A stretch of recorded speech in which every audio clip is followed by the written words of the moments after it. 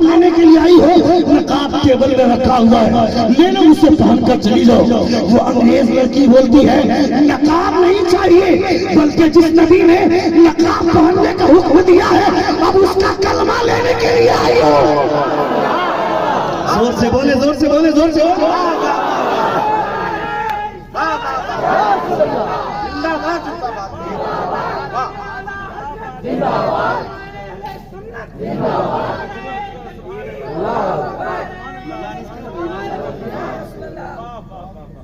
खत्म कर दे अभी बोले कैसे बोलेंगे? सबका आना जाना बंद हो गया। कहाँ सब आना जाना चालू है? आना जाना चालू, चार्ज तो होना चाहिए। वहाँ जब से साथ देते हैं कहीं ना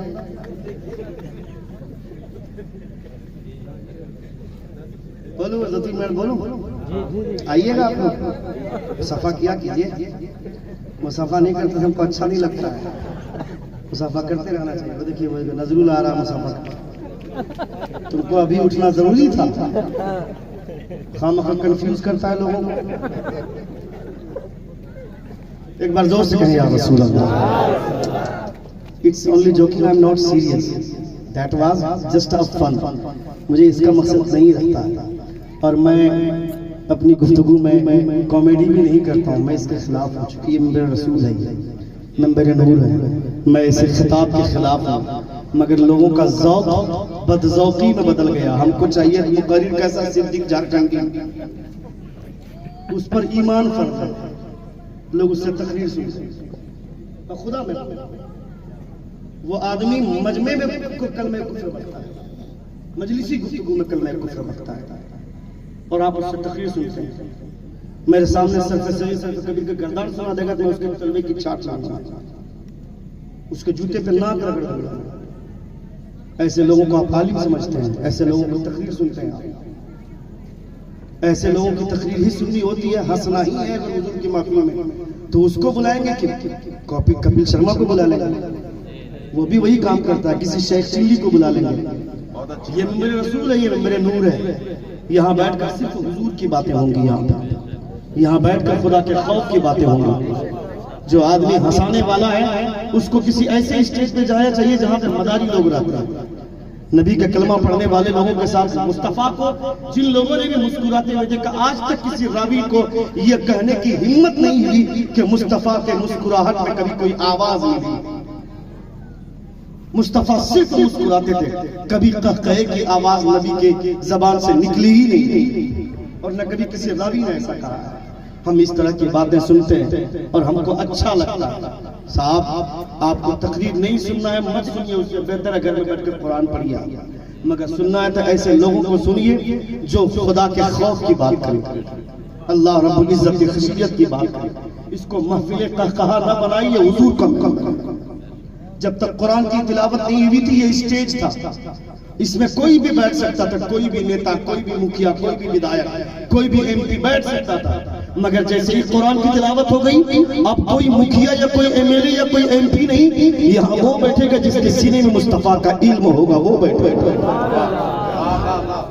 ये हुजूर का मिंबर है, ये मुस्तफा जान रहमत सल्लल्लाहु अलैहि वसल्लम का मिंबर है।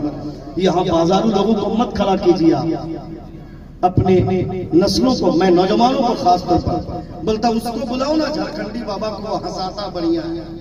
हंसना ही है तो कोई दूसरी चीज का सहारा लो ना। ये क्यों नहीं बोलता? उसको बुलाओ, उसकी तकरीर सुनकर के लोग रोने पर मजबूर हो जाते हैं। ये क्यों नहीं कहते? हमें ये कहना चाहिए, उसको बुलाओ जो आदमी हुजूर की सीरत पेश करता है तो 50 लोगों में कम से कम एक आदमी तौबा करके जरूर उठता है। ऐसे लोगों को क्यों नहीं बुलाते हैं? मेरी बच्चियां आवारा हो रही है, मेरे बच्चे आवारा हो रहे हैं, उसका जिम्मेदार कौन है? हम जैसे लोग हैं। हमने जलसों को भी खिलवाड़ बनाया, हमने जलसों से भी मजाक के हमने सामान तैयार किया। यही वजह है कि मेरी नस्लें बर्बाद हो रही हैं। नौजवान लड़के जो गले में हाथ डाल करके, जो 5-6 नौजवान अभी यहाँ से 2 बार 3 बार जो यहाँ से वहां तक का चक्कर लगाया, उन बच्चों के दिमाग में कौन बैठाएगा हुजूर का कैरेक्टर क्या होता है? उनको कौन समझाएगा कि हुजूर की महफिलों का एहतराम क्या होता है? ये हुजूर की महफिल है, यहाँ पे फरिश्ते तशरीफ फरमा होते हैं। जो हरकतें मुसलमानों के नौजवान बच्चे करते हैं, ये हरकतें उन लोगों को करनी चाहिए जिन लोगों का ये अकीदा है कि मादअल्लाह मुस्तफा मरकर मिट्टी में मिल गए। हमारा तो ये अकीदा है कि मुस्तफा जैसा कल देखते थे आज भी देख रहे, सुबह क़यामत तक वैसे ही देखेंगे। हमारा ये अकीदा है। नबी कौन जब वसाल हुई, हजरत उमर फारूक तलवार लेकर के घूम रहे थे। कोई भी कहेगा कि मोहम्मद इंतकाल कर गए तो मैं उसकी गर्दन उड़ा दूंगा। हजरत उमर फारूक ये बोलना उनका जायज नहीं था, मगर बोल रहे थे मुस्तफा की मोहब्बत में। मरना तो हर किसी को है, मौत का मजा तो हर किसी को चखना है। हजरत सिद्दीक़ अकबर आए, जैसे ही मुस्तफा जान रहमत का जिस्म देखा सीधे गिर गए। 5 से 10 सेकंड के बाद उठे और सिद्दीक़ अकबर फरमाते हैं, हे मुस्तफा, मौत एक लम्हे के लिए आनी थी, आई और आकर चली गई, मगर आप जैसे कल जिंदा थे आज भी जिंदा है और सुबह क़यामत तक जिंदा रहेंगे। सिद्दीक़ अकबर फरमाते हैं, हुजूर आला हज़रत ने उसी की तर्जुमानी की है, अंबिया को भी अजल आनी है, सिर्फ इतनी की फकत आनी है, फिर उसी आन के बाद उनकी हयात मिस्ल साबित वही जिस्मानी है। ये हुजूर आला हज़रत फरमाते हैं, अपनी नस्लों को संवारना आपकी जिम्मेदारी है, अपने बच्चों की तहजीब संवारना आपकी जिम्मेदारी है। कल तलक आप इस चक्कर में, मैं तमाम नौजवानों से कहना चाहता हूँ, मोहल्ले में जितने नौजवान हैं, तमाम मोहल्ले के नौजवानों से कहना चाहता हूँ, बहुत अच्छा प्रोग्राम आपने किया है, उसके साथ एक काम और कीजिए आप, तमाम नौजवानों का एक व्हाट्सएप ग्रुप बनना चाहिए। व्हाट्सएप ग्रुप बनाओ और ये पता करो कि किस घर की लड़की किस कॉलेज में पढ़ती है। अपने पूरे मोहल्ले का जायजा लो, मोहल्ले में कितनी लड़कियां हैं जो कॉलेज में पढ़ती हैं और वो कौन कौन से कॉलेज में कौन कौन सी लड़की पढ़ती है। और ये तमाम नौजवानों को ग्रुप कभी कभी जायजा ले हर कॉलेज में जाकर के, और ये पता करे कि मेरी बहन कॉलेज गई है पढ़ने के लिए, वो पढ़ रही है या अपनी जिंदगी बर्बाद कर रही है। वो 10 लाख से 1 लाख से ज्यादा जो मुसलमान लड़कियां जो मुर्तद हुई हैं, उनमें से ज्यादातर लड़कियां क्या अक्सर लड़कियां वो लड़कियां हैं जो कॉलेज में पढ़ती हैं, वो लड़कियां बर्बाद हुई हैं। घर में बैठ करके झाड़ू पोछा करने वाली लड़कियों ने अपनी जिंदगी बर्बाद नहीं की, उन लड़कियों की जिंदगी बर्बाद हुई जिनके दिमाग में ख्वाब था कि हम डॉक्टर बनेंगे, इंजीनियर बनेंगे। मैं कहता हूँ डॉक्टर बनने से पहले उसके दिमाग में कभी आपने बैठकर हज़रत राबिया बसरिया की कहानी सुनाई आपने? नहीं सुनाई। कभी हज़रत फातिमा का कैरेक्टर बताया आपने अपनी बेटी को? नहीं बताया। कभी हज़रत खदीजा का किरदार पढ़कर सुनाया आपने? नहीं सुनाया। यही वजह है कि मेरी बेटियां रमजान का 1 महीना रोजा रखने के बाद जब ईद की शॉपिंग करने के लिए जाती है, मुझे बोलती है मुझे कैटरीना का प्लाजो चाहिए, मुझे करीना का शरारा चाहिए।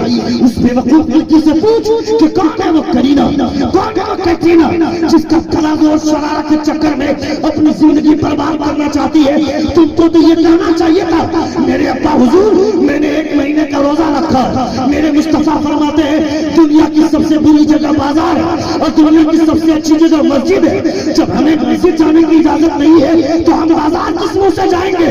हुजूर ने दुनिया की सबसे बुरी जगह बाजार को कहा, इसलिए हम बाजार नहीं जाएंगे। मैंने 1 महीने का रोजा रखा है, इस रोजे की नेकियां बर्बाद नहीं करना चाहती।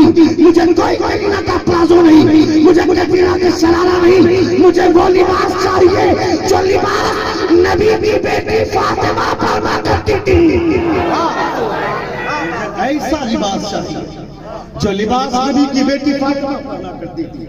मेरी बेटियों के दिलो दिमाग में अगर ये बात बैठा दिए होते हो, ए बाबू ए बाबू, यहीं पे कांधे पे कांधा मिला करके चलेगा।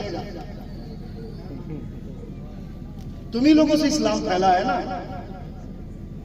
तुमसे ना कल कोई भलाई हुई इस्लाम की, ना आज होगी, ना कभी होने वाली। आवारों से इस्लाम की भलाई होने वाली नहीं है। ये हुजूर की महफिल है, इसका एहतराम सबको करना चाहिए। जहां हुजूर का मिलाद होता है वहां हुजूर तशरीफ फरमा होते हैं। जोर से बोलो, हुजूर देखे होंगे तो क्या एहसास करते होंगे? कभी ये समझना चाहिए ना, मदरसे में भेजोगे अपने बच्चों को तब न बताया जाएगा ये सब बातें। स्कूल में भेजेंगे वहां बताया जाएगा गांधी जयंती क्या है, वहां बताया जाएगा वैलेंटाइन डे कब आता है, लड़कियों को प्रपोज कैसे किया जाता है। यानी सबसे गंदा और घिनौना तरबियत अगर कहीं मिलती है तो वो स्कूल। ये भारत की तहजीब है। भारत की तहजीब में आज से पहले की कोई भी तारीख उठा कर देख लो, चाहे भी किसी भी धर्म का मानने वाला, शादी से पहले एक लड़का एक लड़की के साथ अगर ताल्लुकात है तो उसे नाजायज भी कहा जाता है। किसी भी धर्म में। मगर अब ये भारत की तहजीब हो गई, इतनी गंदी तहजीब, लिविंग रिलेशनशिप, ये नाजायज तरीके को लिविंग, दाम चाहे जितना भी अच्छा दे वो नाजायज ही रहेगा। लिविंग रिलेशनशिप के चक्कर में एक लड़की अपने आप को बर्बाद करती है, किसी के सामने अपने आप को बिछा देती है। क्या भाई रिलेशनशिप में खबरदार खबरदार, ये तरीका आज से 1400 वर्ष पहले जो जाहिलों का तरीका था, ये तरीका भारत में आकर आबाद हो गया। मैं मुसलमानों से कहना चाहता हूँ, तुमको कोई तरीका तुमको बचाने वाला नहीं है। अगर बचाने वाला है कोई तरीका तो वो मुस्तफा का तरीका है, दूसरा कोई तरीका नहीं। मुस्तफा का तरीका है। हुजूर फरमाते हैं शादी से पहले प्यार का कोई कॉन्सेप्ट ही नहीं है, मुस्तफा की शरीयत है। शादी से पहले love before marriage 80% love before marriage unsuccess.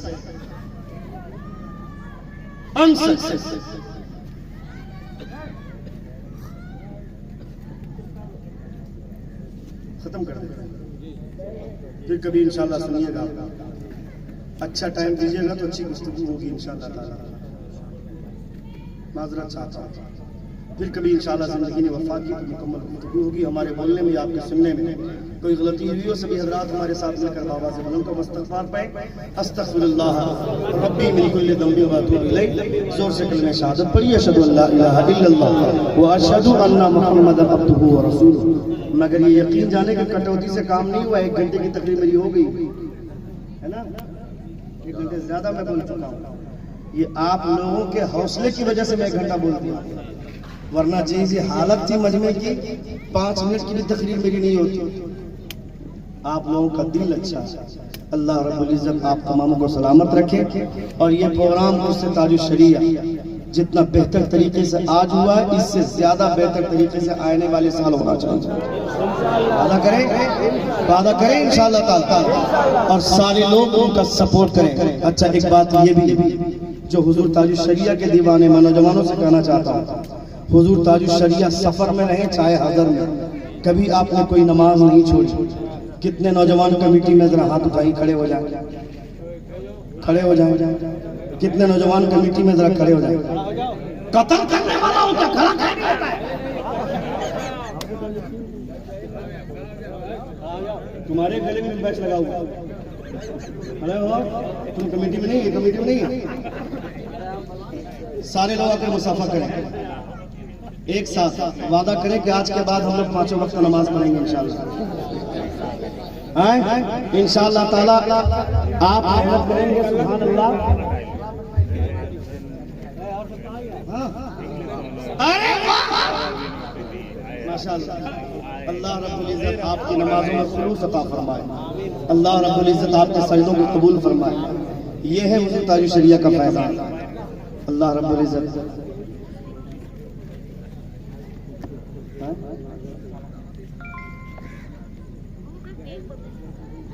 अच्छा माशाअल्लाह, बैठ जाओ बैठ जाओ बैठ जाओ। तुम लोग खाली हाथ मुसाफा कर रहे हैं, ये भी याद रहेगा।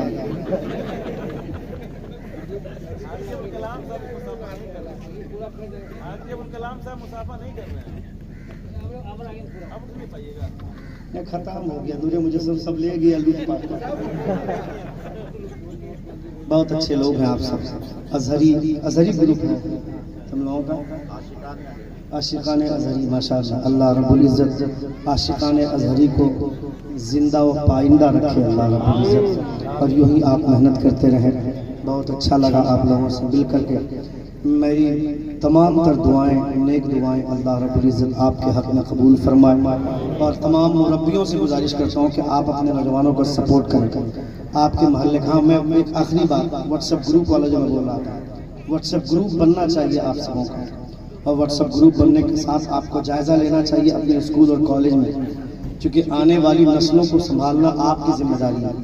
चूँकि पिछली कौमें उनकी तहजीब खराब हुई है तो नौजवानों की वजह से, उनकी तहजीब बनी है तो नौजवानों की वजह से बनी है। समझ रहे हैं आप? एक लड़की, ये मत समझिए कि एक लड़की चली गई किसी और के हाथ में, चली गई तो चली गई, उससे मतलब नहीं है। हमारे उलमा फरमाते हैं कि अगर कोई लड़का सुधरता है तो एक मर्द सुधरता है, मगर कोई एक लड़की सुधरती है तो नस्लें संवर जाती हैं। वो एक लड़की चली गई, उससे मतलब नहीं, उसकी कोख से कलमा पढ़ने वाला पैदा होता, उसकी कोख से भी कलमा पढ़ने वाला पैदा होता। एक आखिरी बात, हजरत उमर फारूक रज़ी अल्लाह ताला अन्हु रातों को गश्त करते थे। रातों को गश्त कर रहे हैं, एक घर से आवाज आई बच्चे के रोने की।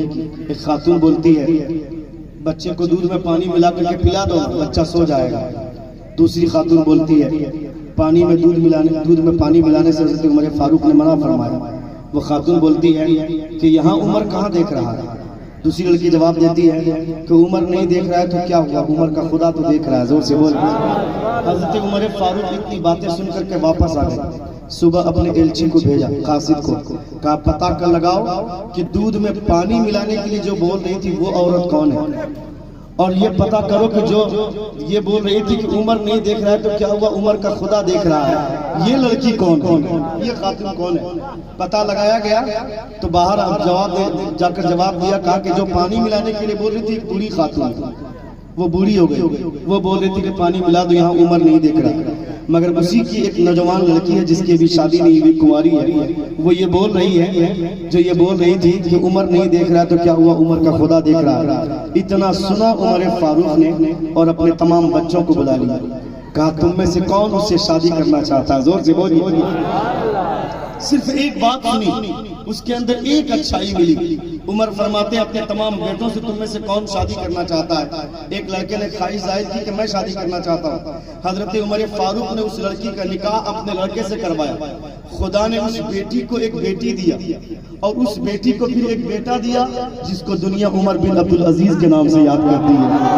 जोर से बोले, जोर से बोले। दुनिया उमर बिन अब्दुल अजीज के नाम से याद करती है। जब औरत की कोख अच्छी होती है तो खुदा उसकी कोख से कुतुब पैदा करता है, अब्दाल पैदा करता है। एक लड़की चली गई, इसकी फिक्र में मत रहिएगा, वो चली गई, क्या मालूम उस लड़की की कोख से खुदा कैसे पुत्र को जन्म देने वाला होना, ये कौन जानता है। इसलिए एक लड़की के चले जाने से कई नस्लों को चला जाना होता है। इसलिए मैं कहना चाहता हूँ आपकी नस्लें समझ जाएं, अपनी बच्चियों की कार्रवाई होनी चाहिए, अपनी बच्चियों पर नजर रखनी चाहिए। इसे शक करना नहीं बोलते, इसे केयर करना बोलते हैं।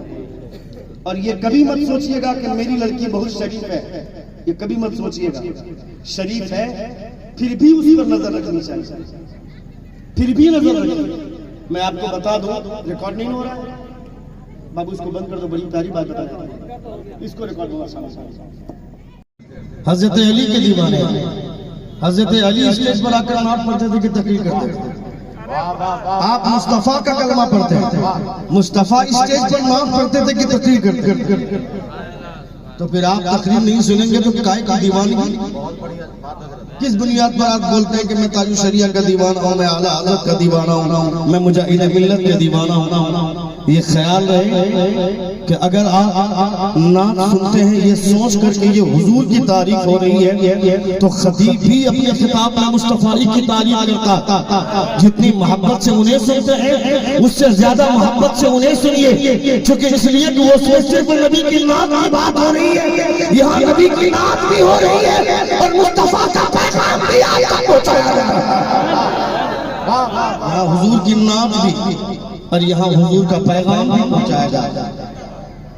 कव्वाली और नात, मैं तो कहता हूँ नात शरीफ के शौकीन को इस अंदाज में नात सुनना चाहिए ताकि कव्वाली का नशा उतरे दिमाग में, सुनना चाहिए।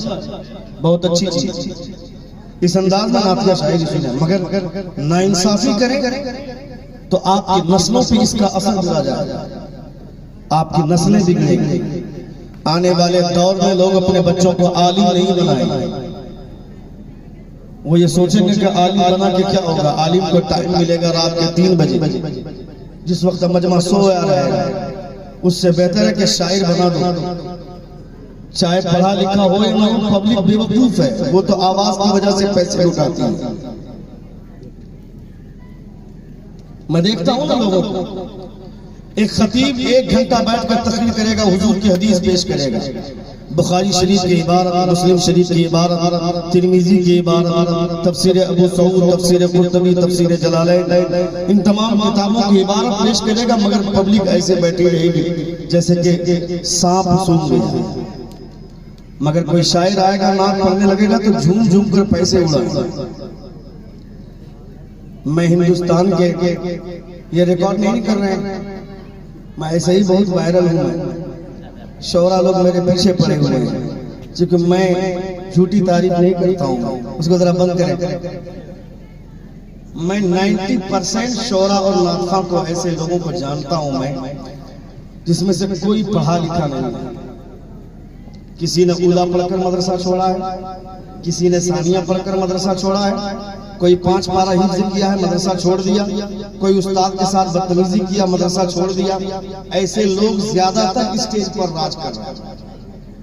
नहीं मालूम आपको, मगर हम लोग जानते हैं। हिंदी में नात लिखवा कर स्टेज पर शायर आजम बना, उसको उर्दू तक पढ़ना नहीं आता। आपके पास वो पैमाना है नहीं कि आप जानेंगे कि कौन आलिम है कौन गैर आलिम है। आपकी इस बेराहमी की वजह से माहौल कितना खराब हुआ है मालूम है? 10 साल की उम्र से ही बाप उसको लेकर के प्रोग्राम में घूम रहा है। बाप प्रोग्राम में ले लेकर के जा रहा। बेवकूफ, तुमको अपने बच्चे को पहले पढ़ाना चाहिए।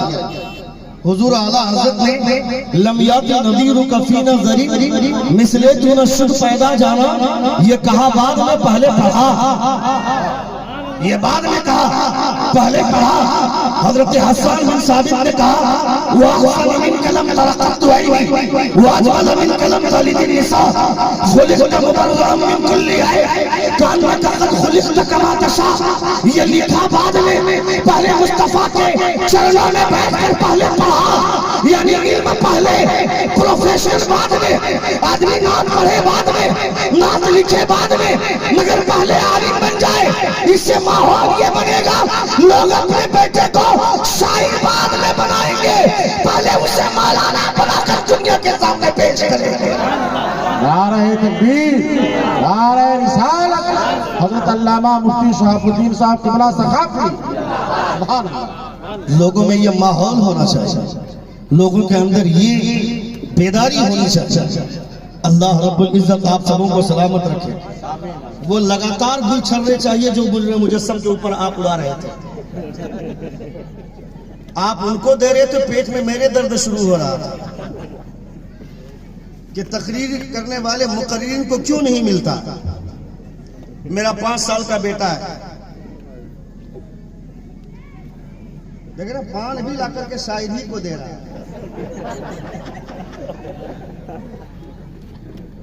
मेरा 5 साल, रिकॉर्ड नहीं कर रहे उसको बाबू, बंद कर उसको।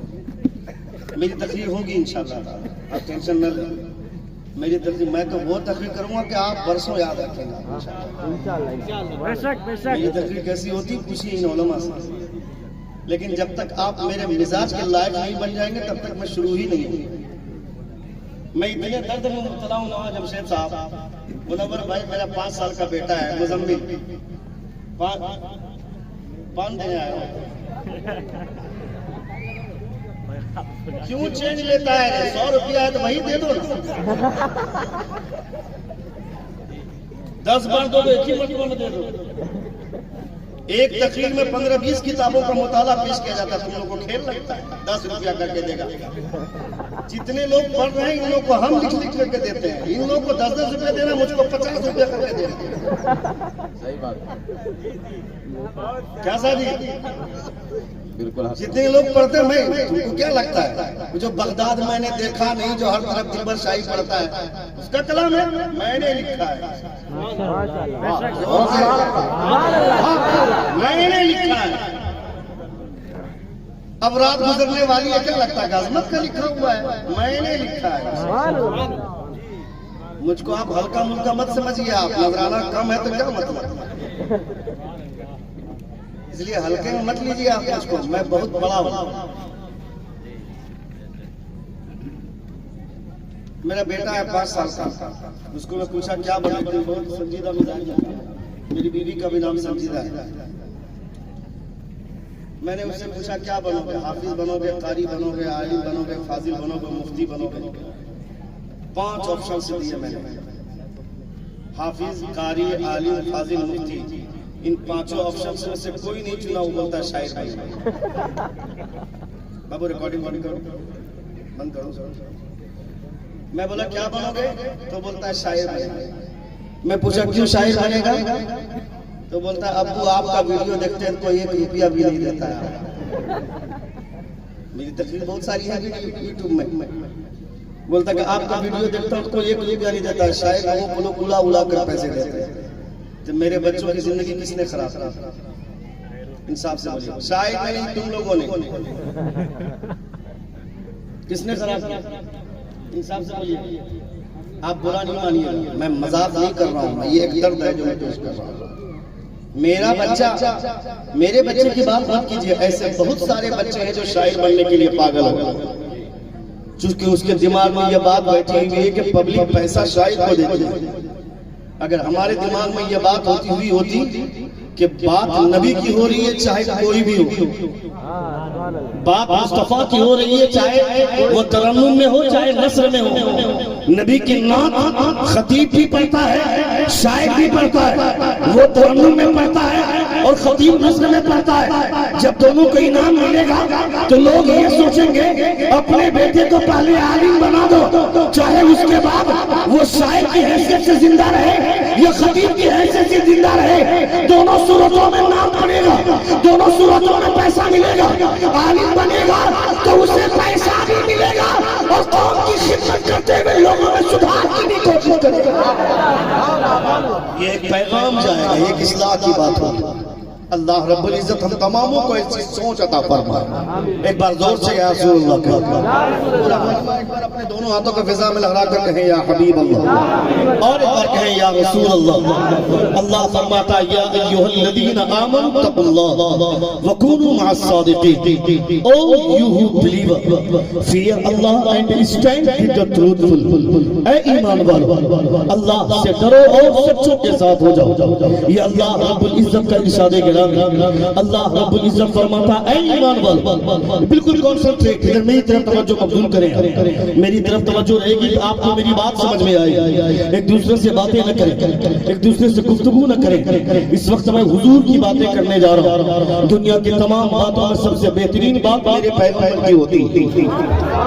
मेरे पैगंबर की बातों से बेहतर दुनिया के किसी भी इंसान की बात नहीं। दुनिया का सबसे खूबसूरत इंसान, दुनिया का सबसे बाकमाल इंसान, दुनिया का सबसे अच्छा इंसान मुस्तफा जाने रहमत है, आमना का लाल है। हजरत शेख सादी शिराजी फरमाते हैं बलगल उला बिकमाली कशफत दुजा बिजमाली, he reached the highest place by his perfection, he removed the darkness by his beauty। आप फरमाते हैं दुनिया के तमाम खूबसूरत चेहरे लाइट की वजह से चमकते हैं, मगर मेरा मुस्तफा, मेरा पैगंबर, मेरा नबी अंधेरे में मुस्कुरा दे तो कायनात में उजाला छा जाता है।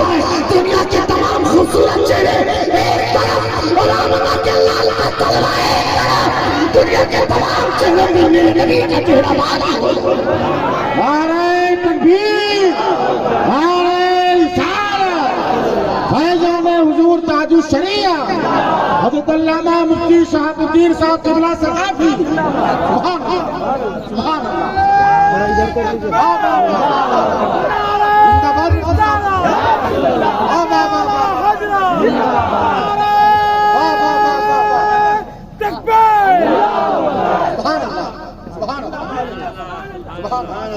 आपके पास खत्म हो गया? अभी है, चलेगा? एक बार जोर से कहें या रसूल अल्लाह, एक बार कहें या हबीब अल्लाह।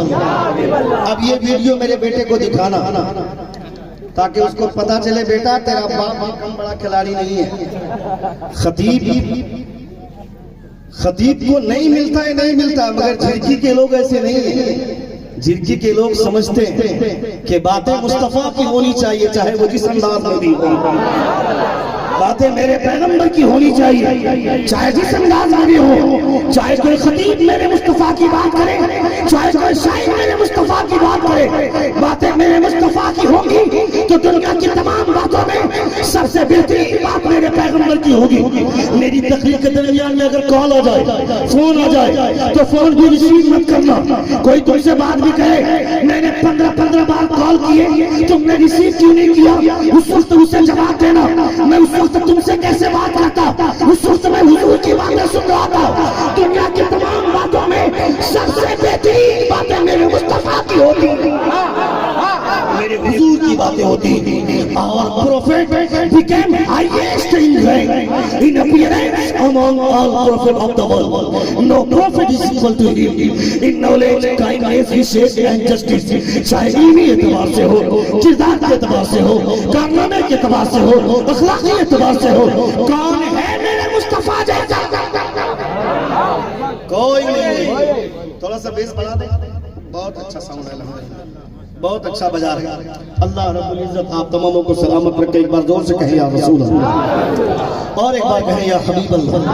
या अय्युहल्लज़ीना आमनू तक़ुल्लाहा व कूनू मअस-सादिक़ीन। O you who believer, fear Allah and stand with the truthful. ए ईमान वालों, अल्लाह से डरो और सच्चों के साथ हो जाओ। अपनी तहजीब, अपने बच्चों की तहजीब, अपनी नस्लों की तहजीब संवारना आपकी जिम्मेदारी है। अगर आप बेरादरी के शिकार हो जाते हैं तो आपको ये बात समझनी होगी कि आगे वाला जो जनरेशन आने वाला है, जो नेक्स्ट जनरेशन है, वो किस दलदल में जाएगा आपको इसका अंदाजा नहीं है। आप यहाँ हुजूर ताजुश शरिया अलैहिर्रहमा का उर्स मना रहे हैं। आने वाले बच्चों को, आने वाली नस्लों को अगर ये नहीं समझाएंगे कि ताजुश शरिया कौन थे, हुजूर ताजुश शरिया की हैसियत क्या थी, हुजूर ताजुश शरिया कौन थे, तो आने वाली नस्लें सिर्फ नारों की बुनियाद पर वो सिर्फ इनका नाम जानेंगी, मगर ताजुश शरिया की शख्सियत को नहीं पहचान पाएगी। आज से 6 साल पहले रसूलपुर जिला जगत सिंहपुर के इलाके में हुजूर ताजुश शरिया की आमद हुई थी। मैं उस जलसे में मौजूद हूँ, मैं उस प्रोग्राम का चश्मदीद गवाह हूँ। हुजूर ताजुश शरिया जैसे ही स्टेज पर आए, अचानक लाइट चली गई। मैं स्टेज पर नहीं बैठा था, मैं मजमे में था। क्योंकि इतना बड़ा स्टेज, इतनी बड़ी शख्सियत आ रही है, तो हम जैसे छोटे मौलवियों को स्टेज पर मौका कैसे मिल सकता है? हम मजमे में बैठे थे, सारे लोग स्टेज पर बैठे हुए। अचानक पूरी तरफ, हर तरफ के इलाके की लाइट चली गई, हर तरफ अंधेरा छा गया।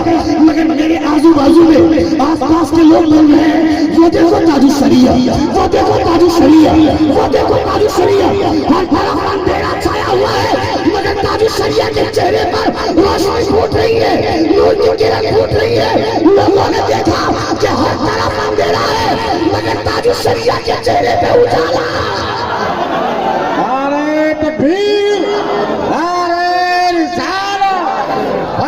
हुजूर ताजुश शरिया, बस्ती बस्ती करिया करिया, हजरत अल्लामा मुफ्ती शहाबुद्दीन साहब की बला सकाफी। हर तरफ अंधेरा, मगर ताजुश शरिया के चेहरे पे उजाला। अरे जब इनके चेहरे की चमक का ये आलम है, तो मुफ्ती आजम के चेहरे की चमक का आलम क्या होगा? जब वो इतने ताबिंदा है, तो हुजूर आला हसन की चमक का अंदाजा कौन करे? ये बताना होगा आपको अपने बच्चों को कि हुजूर ताजुश शरिया कौन थे, हुजूर ताजुश शरिया कौन थे। हुजूर मुहद्दिस कबीर उसी जलसे में खड़े, अल्लामा ज़ियाउल मुस्तफा साहब क़िबला मद्ददिल्लहु नूरान, मुहद्दिस कबीर हदीस दानी पे इतनी महारत हासिल है कि हदीस का कौन सा टुकड़ा किस बाब में, उसका रावी कौन है, और उसका दूसरा टुकड़ा किस बाब में, उसका रावी कौन है। अस्माए रिजाल के हवाले से इतनी मालूमात अगर आज की तारीख में किसी को है तो वो मुहद्दिस कबीर, वो हुजूर मुहद्दिस कबीर को।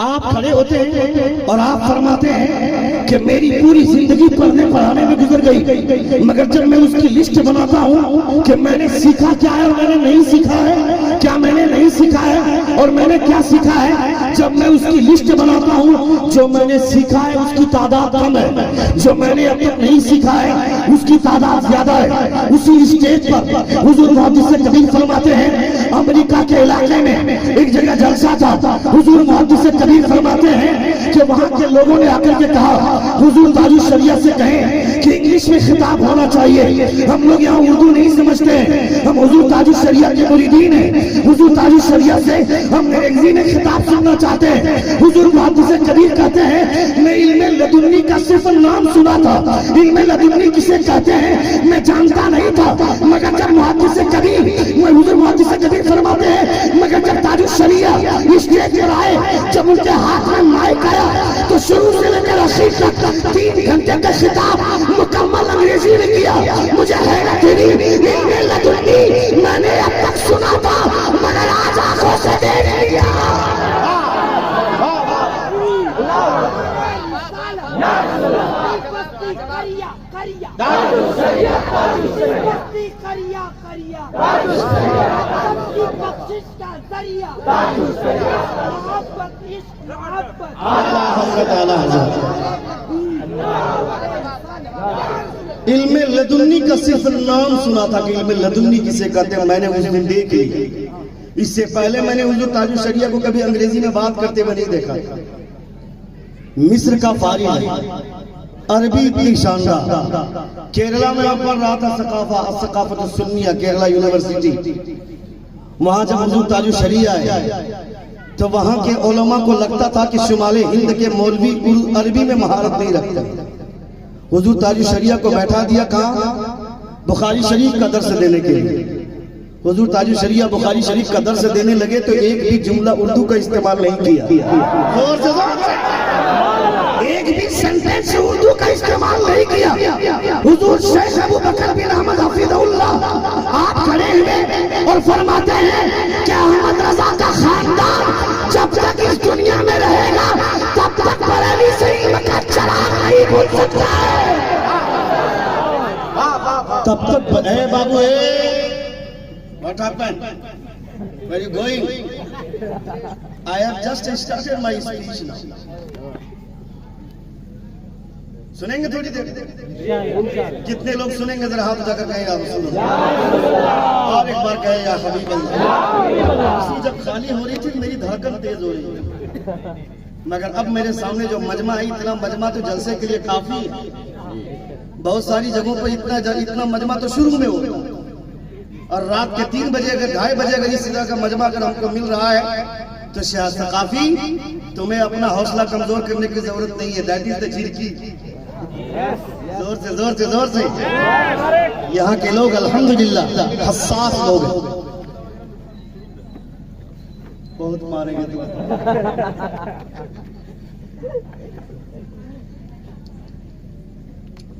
थोड़ा सा मेरा मुंह लग्गू है, मेरा यार है, मैं बहुत ज्यादा प्यार करता हूँ साजिद इकबाल को। ये अलग बात है कि मुझे से लिखवाता है और मुझे को बहस करता है। एक बार जोर से कहें या रसूल अल्लाह, और एक बार कहें या हबीब अल्लाह। बहुत अच्छा सुन रहे हैं आप, बहुत अच्छा मिजाज है आपका, बहुत अच्छे लोग हैं अल्हम्दुलिल्लाह। जहाँ के लोग अच्छे, मैं नौजवानों को दाद देता हूँ। चले गए थे थोड़ी देर के लिए, मुझे लगता है कि नूरे मुजस्सम भाई को छोड़ने के लिए, रुखसत करने के लिए गए होंगे। उस वक्त जा रहे थे तो मैं थोड़ी सी अपने दिल में कलक महसूस कर रहा था। अच्छा नहीं लगा मुझको एक साथ इतने नौजवानों का जाना, मगर सारे लोग आकर के बैठ गए। बड़ी मेहनत की इन्होंने, बड़ी मशक्कत की। वो सारे लोगों को मैं मुबारकबादी पेश करता हूँ जिन नौजवानों ने इस तरह की महफिल रचाई है, सजाई है। चंद लोगों की टीम, मैं अकेला ही चला था जानिबे मंजिल, मगर लोग साथ आते गए और कारवां बनता गया। आपने सपोर्ट किया। मैं तमाम मुरब्बियों को मुबारकबादी पेश करता हूँ जिन्होंने इन नौजवानों का हौसला बढ़ाया। अगर कहीं पे ऐसे नौजवान होते हैं अल्हम्दुलिल्लाह जो अपने बुजुर्गों की याद मनाते हैं, अपने बुजुर्गों की यादों को जिंदा रखते हैं, ऐसे नौजवानों को सपोर्ट करना चाहिए। वरना आजकल के नौजवानों की हालत इतनी बिगड़ी हुई है। हिंदुस्तान में जिन जिन जगहों पे बुराइयां फैली हुई हैं, उन तमाम बुराइयों को वजूद बख्शने वाले ये नौजवान ही। मगर आपके मोहल्ले के नौजवान अगर हुजूर ताजुल शरिया का उर्स मना रहे हैं या दीगर तकरीबात में हिस्सा ले रहे हैं, अपने बुजुर्गों का प्रोग्राम कर रहे हैं, तो ऐसे नौजवानों को सपोर्ट करना चाहिए, ऐसे नौजवानों का हौसला बढ़ाना चाहिए। वो आपकी नजर में बच्चे, मगर इन बच्चों को सिर्फ बच्चा समझकर इनको इग्नोर मत कीजिए। ये देखिए कि बच्चा काम क्या कर रहा है। नबी कौनैन सल्लल्लाहु तआला अलैहि वसल्लम ने जिस शहर को आबाद किया था उस शहर को शहर मदीना बोलते थे। वो पहले यसरफ था मगर बाद में शहर मदीना बना। नबी कौनैन के कदमों की बरकतों से हजरत उमर फारूक का दौरे खिलाफत है। सुनिए, उमर फारूक का दौरे खिलाफत है। बच्चे खेल रहे हैं मदीने की गलियों में, मदीने के मैदान में खेल रहे हैं, सहरा में खेल रहे हैं। कुछ ही दूर पर एक पादरी बैठा हुआ था। वहां से बॉल उड़ी, उस पादरी के पास चली गई। उस बॉल को पादरी ने छिपा लिया। बच्चे चले गए और कहा कि मुझे बॉल दो। उस पादरी ने इनकार कर दिया, कहा बॉल नहीं देंगे। दोबारा दूसरा बच्चा गया, कहा बॉल दे दीजिए। दीजिए, कहा नहीं देंगे, उसने इनकार कर दिया। बच्चों का पूरा ग्रुप गया उस पादरी के पास, कहा बॉल दे दो, कहा नहीं देंगे। इन बच्चों ने कहा सुनो, हम सब मुस्तफा जान रहमत के कलमा पढ़ने वाले हैं, हम सब हुजूर का कलमा पढ़ते हैं, हमें बॉल दे दो। उस पादरी ने बॉल दिया भी नहीं, उल्टा हुजूर को गालियां देना शुरू किया। उन तमाम बच्चों ने मिलकर इतना कूटा उस पादरी को कि उस पादरी की जान निकल गई, वो पादरी दुनिया से चला गया। तमाम पादरियों ने भीड़ लगाई उमर फारूक की अदालत में, कहा मदीने के बच्चों ने मेरे पादरी को मार दिया, मदीने के बच्चों ने मेरे पादरी को मारा, इसलिए हमें क़िसास चाहिए। जिन बच्चों ने मारा है हमें उसका बदला चाहिए, जान का बदला जान है। मेरे बच्चों, तुम्हारे बच्चों ने मेरे पादरी को मारा है, अब हमें भी उसकी जान चाहिए। ये उमर फारूक की अदालत है जहाँ पे इंसाफ के अलावा कोई दूसरा चारा नहीं है। हमने हिंदुस्तान में, हमने भारत की धरती में वकील को भी बिकते हुए देखा है, जज को भी बिकते हुए देखा है, हमने कोर्ट और कचहरी को भी बिकते हुए देखा है। ये भारत की अदालत है। यही वजह है कि हुजूर आला हज़रत ने भारत के किसी भी अदलिया महकमे को अदालत नहीं कहा, आपने कचहरी कहा है। कहा जहाँ इंसाफ होगा उसी को अदालत कहा जाएगा, जहाँ इंसाफ नहीं वो कोर्ट और कचहरी तो हो सकता है मगर अदालत का कटघरा नहीं हो सकता है।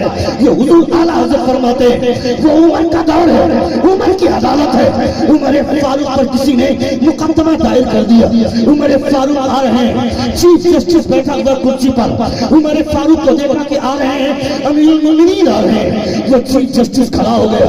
उमर फारूक फरमाते हैं अभी मैं जो आ रहा हूँ एक मुल्जिम की हैसियत से आ रहा हूँ, मैं अमीरुल मोमिनीन की हैसियत से नहीं आ रहा हूँ। मुझे देखकर तुम खड़े हो गए, इसका मतलब है कि तुम चेहरा देखकर फैसला करते हो, और जो चेहरा देखकर फैसला करता है वो नबी कौनैन के शहर में चीफ जस्टिस बनने के लायक नहीं रह सकता है। उसे फौरन बदला, दूसरा काजी सेठ दिया आपने, फिर उनके साथ अपना मुकदमा दायर किया।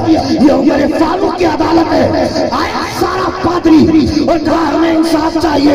उमर फारूक फरमाते हैं मुझे पहले उन बच्चों से सुनने दो, मामला क्या है। उन तमाम बच्चों को बुलाया गया, वो तमाम बच्चे आए, उन बच्चों से उमर पूछते हैं बताओ मामला क्या है। वो बच्चे बोलते हैं अमीरुल मोमिनीन बॉल चली गई, हमने मांगा नहीं दिया, हमने कहा हुजूर का कलमा पढ़ते हैं, बॉल नहीं दिया, नहीं देता कोई बात नहीं थी, इसने गाली दी, गाली देता मेरी माँ को तो चलता, मेरे बाप को गाली देता चलता, मगर इसने हुजूर की गाली दी थी जिनके सदक़े में खुदा ने मुझे बाप को भी अता फरमाया है और माँ भी अता फरमाया है।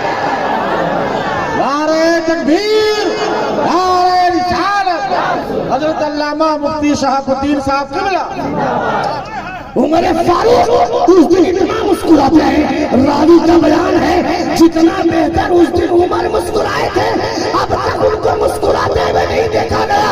आप फरमाते हैं अल-यौम अज़्ज़ल इस्लाम, अल-यौम अज़्ज़ल इस्लाम, आज इस्लाम को इज्जत मिली इसलिए कि मदीने के बच्चों के सीने में मुस्तफा की मोहब्बत का चिराग जल उठा है।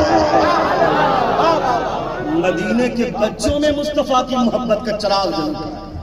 अगर आपके मोहल्ले के बच्चों में हुजूर ताजुल शरिया की मोहब्बत है तो आपको फख्र करना चाहिए, आपको भी मुस्कुराना चाहिए, आपके भी हौसले बुलंद होने चाहिए कि हमारे बच्चों में अपने बुजुर्गों की यादें जिंदा करने का हौसला अल्लाह रब्बुल इज्जत तमाम बच्चों का हौसला मजबूत फरमाए। जोर से आमीन।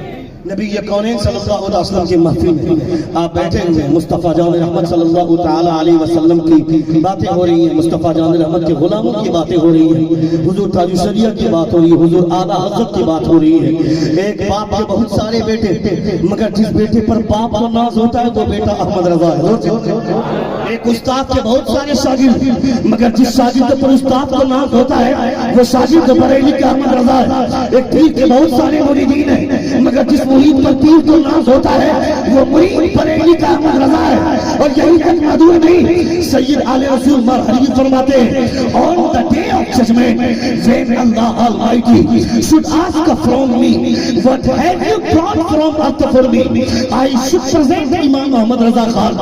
आप फरमाते हैं कल क़यामत के मैदान में जब खुदा मुझसे सवाल करेगा ए आले रसूल मेरे लिए लिए दुनिया से कौन सा तोहफा लेकर के आया है?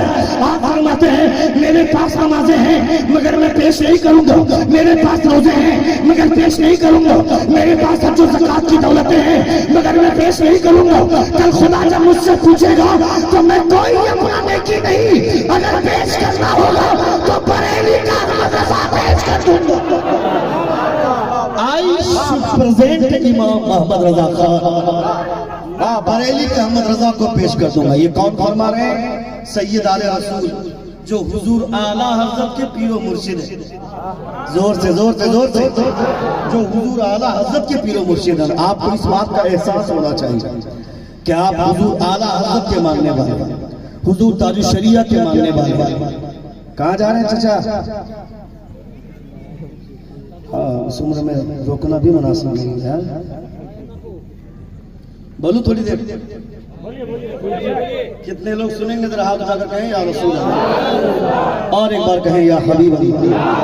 अल्लाह रब्बुल इज्जत का लाख लाख शुक्र एहसान है कि आपके महल्ले के नौजवानों की तहजीब उम्दा, बच्चों की तहजीब उम्दा, जहाँ के बच्चों की तहजीब उम्दा, वहाँ के लोगों में इस तरह का माहौल दिखता है। वरना हमने बहुत सारे आवारा बच्चों को देखा जो शादी ब्याह के मौके से बोलते हैं। मुझे नहीं पता कि यहाँ के नौजवानों की हालत कैसी कैसी है। इस हवाले से बहुत सारे नौजवानों को हमने देखा जब शादी ब्याह का मौका आता है अपने बाप को धमकी देता, डीजे नहीं लाओगे तो शादी नहीं करूंगा, डीजे नहीं लाओगे तो भाग जाऊंगा। ऐसे लुच्चों की कोई जरूरत नहीं है, ऐसे आवारा गर्दों की कोई जरूरत नहीं है। वो भागना चाहता है तो भाग जाए। बाप को ऐसे मौके से मजबूर नहीं होना चाहिए कि मेरा बेटा नाराज हो रहा था इसलिए डीजे लाए। मैं कहता हूँ जालिम, तेरा बेटा नाराज होता तो तेरी दुनिया और आखिरत बर्बाद नहीं होती, मगर तुमने डीजे लाकर मुस्तफा को नाराज किया है, हुजूर को नाराज किया है, खुदा को नाराज किया है। मेरे यहाँ शादी में शादी का कार्ड छप करके आ गया,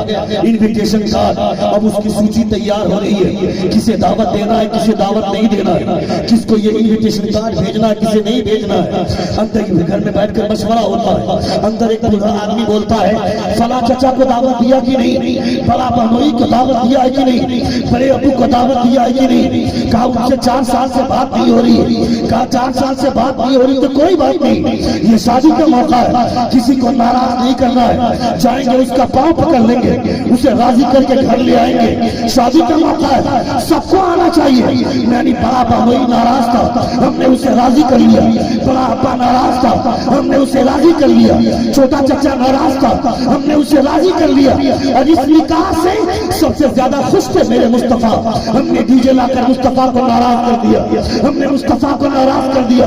मैं कहता है जालिम, तेरा बहनोई नाराज रहता कोई फर्क नहीं पड़ता, बड़े अब्बू नाराज रहते कोई फर्क नहीं पड़ता, मगर मुस्तफा नाराज हो गए, दुनिया भी लुट गई, आखिरत भी लुट गई।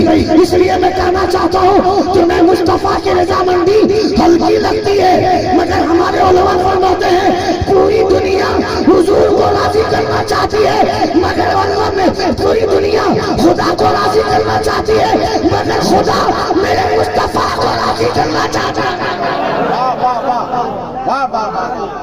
मेरा परवरदिगार मुस्तफा को राजी करना चाहता था। मेरे मुस्तफा की रजा इतनी बड़ी बरकत का 55 साल की गुड़िया चड्डी पहन के नाचे, लड़कियां शादी ब्याह में ऐसे नाचती हैं, ऐसे ढिंढोरा पीटती, ऐसा लगता है और शर्म नहीं आती। छोटा बच्चा हमारा नाच रहा होता, माँ भी देखकर मुस्कुरा रही होती है, बाप भी देखकर मुस्कुरा रहा होता। पता चलेगा कयामत में बेटे के डांस पे खुश हो रहा है ना, पता चलेगा कयामत में। ये दुनिया तो बदले की जगह नहीं है ना, इस दुनिया में तो खुदा को गाली देने वाला भी इसी कमरे में सो रहा है। माधव हुजूर को गालियां देने वाला भी 4 व्हीलर कार में घूम रहा, BMW कार मर्सिडीज में घूम रहा। ये दुनिया इबरत की जगह, ये दुनिया में बदला नहीं मिलेगा, बदला तो कयामत में मिलने वाला। जिन लोगों का अकीदा साफ है वो इस बात पर यकीन रखें, गलती आप करेंगे आने वाली नस्लें उसको भुगतेंगे। जब बेटा आपका जवान हो गया, शादी हो गई, तब आप आए इमाम साहब के पास, ताबीज दे दीजिए मेरा बेटा मेरी बात नहीं मानता, ताबीज दे दीजिए वो अपनी माँ की नहीं सुनता, अपने बाप की नहीं सुनता। मैं कहता हूँ अब आपको होश आया है। आज से 25 साल पहले आपको होश के नाखून लेने चाहिए थे, जब आप बेटे के ताल्लुक से आपके उलमा बोल रहे थे अपने बच्चों की तहजीब संवारो, मगर तुम्हारे दिमाग में था मेरा बेटा डॉक्टर बनेगा, मेरा बेटा इंजीनियर बनेगा, मेरा बेटा प्रोफेसर बनेगा। तुमने कभी सोचा ही नहीं अपने नस्लों के हवाले से मेरा बेटा रात के 12 बजे घर लौटता है। कभी किसी ने पूछने की कोशिश की रात के 11 बजे तक कहाँ था, रात के 12 बजे घर आ रहा है, इतनी रात कहीं कहाँ थे, किसके साथ अड्डाबाजी कर रहा था, किसके साथ आवाज़ी मचा रहा था। पूछना चाहिए था अपने बेटे को, मगर ये कौन बाप पूछेगा, ये तो वो बाप पूछेगा ना जो बाप ईशा की नमाज मस्जिद में जाकर अदा करता हो और आकर रात का खाना बीवी बच्चों के साथ खाता हो, वो अपने बेटे से पूछने की हिम्मत करेगा। मगर जो बाप खुद अपने दोस्तों के साथ अड्डाबाजी करेगा उसका बेटा तहज्जुद गुजार हो जाएगा। ये सोचना भी मत, तुम जब अड्डाबाजी करोगे तुम्हारा बेटा भी अपने दोस्तों के साथ अड्डाबाजी करेगा। मेरा बेटा अलग कमरे में सोता है, मेरी बेटी अलग कमरे में सोती है, कभी कभी झांक कर देखना चाहिए मेरा बेटा अलग कमरे में सो रहा है, वो पढ़ाई कर रहा है या किसी लड़की से बात कर रहा है, वरना वक्त से पहले मेरा बेटा किसी कौम या क्षमार की बेटी को भगा कर ले आएगा। उस वक्त मत बोलना कि क्षमार में मेरी नाक कट गई, मैं गांव का चौधरी था, मेरी इज्जत बर्बाद हो गई। मेरी बेटी अलग कमरे में सोती है, पढ़ाई के नाम पर सुबह 10 बजे कॉलेज जाती है, शाम के 4 बजे घर लौटती है। कभी कभी जांचना चाहिए, अचानक कभी कॉलेज पहुंच जाना चाहिए। मेरी बेटी सुबह कॉलेज गई है, शाम के 4 बजे लौटती है, कभी कॉलेज पहुंच कर देखना चाहिए मेरी बेटी कॉलेज में पढ़ाई कर रही है या किसी रमेश या किसी गुप्ता या किसी बरहमन किसी आईएएस के संबंध के पीछे उसके गले में हाथ बाहें डालकर क्रिकेट का मजा ले रही है। इसका जायजा कौन लेगा, इसके बारे में हकीकत का आश्वास कौन करेगा। तुमको पता नहीं 1 लाख से ज्यादा मुसलमान लड़कियां जो अगदी के साथ फेरे लगाने वाली उसके जज्बे से इस्लाम का कलमा पढ़ने वालों की जमात पैदा होने वाली थी। किसी के पेट से खुदा किसी कुतुब को पैदा करता, किसी अब्दाल को पैदा करता, किसी वली को पैदा करता, मगर तेरी बेराहगी की वजह से तेरी बेटी भगवान लव ट्रैप का शिकार हुई और इस आरएसएस के पर्दे के चक्कर में जाकर अग्नि के साथ फेरे लगा रही है। इसका जिम्मेदार कौन? सालिम, तुमने दिमाग में बैठाया था अपनी बेटी के दिमाग में ये बेटी डॉक्टर बनोगी पैसा मिलेगा, इंजीनियर बनोगी पैसा मिलेगा, लेक्चरर बनोगी पैसा मिलेगा, प्रोफेसर बनोगी पैसा मिलेगा।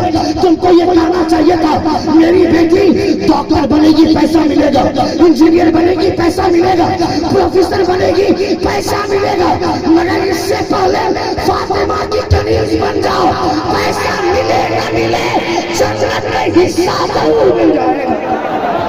नारे तकबीर, नारे रिसालत, पैगाम इस्लाम, मजहब इस्लाम, हजरत अल्लामा मुफ्ती शहाबुद्दीन साहब क़िबला सकाफी। बहुत अच्छा पैगाम। पैसा मिले न मिले जन्नत में हिस्सा जरूर मिल जाएगा। ये कौन समझाता? ये वो बाप समझाता जो अपनी बेटी को कॉलेज भेजता है, जो अपनी बेटी को स्कूल भेजता है। मैं कहता हूँ मदरसे में जब इमाम साहब पूछते हैं आपकी बेटी पढ़ने के लिए आती थी, मगर अब पढ़ने के लिए नहीं आती, क्यों नहीं आती? उसको पढ़ने के लिए भेजिए। तो बेहूदगी का जवाब सुनिए, वो बोलता है मौलाना साहब, इमाम साहब, मेरी बेटी आती थी, छोटी वाली बेटी तो अभी तक आ रही है, मगर बड़ी वाली बच्ची अब बड़ी हो गई, इसलिए उसको मदरसे में भेजना हमने बंद कर दिया। यानी बेटी बड़ी हो गई तो अब वो मदरसे में नहीं आएगी, मगर जब बेटी बड़ी हो गई तो वो कॉलेज जाएगी। कॉलेज में जाने के बाद एक ही बेंच पर एक लड़का बैठेगा, एक ही